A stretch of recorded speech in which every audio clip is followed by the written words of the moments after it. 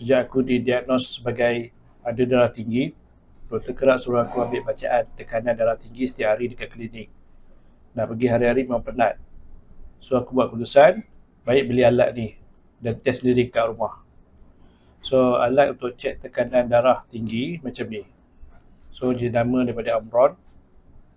Dia simple je. Alat untuk baca tekanan darah, ada start stop. Tu ada alat dia ni. Dan belakang pakai 4 bateri saiz AA. So sekarang ni aku dah pakai dekat lengan. Cara dia mudah je. So selepas dah pakai dekat lengan, korang tekan start stop ni. Okay, so tekan.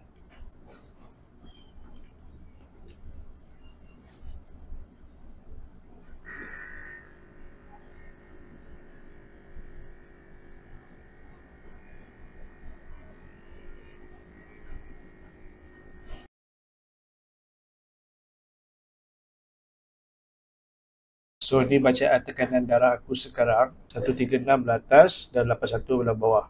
Bacaan tekanan darah tinggi yang normal 120/80. Untuk orang yang ada tekanan darah tinggi, dikira bagus, iaitu mesti di bawah 140/90. So sekarang tekanan darah tinggi aku 136/81, so dikira okey lah.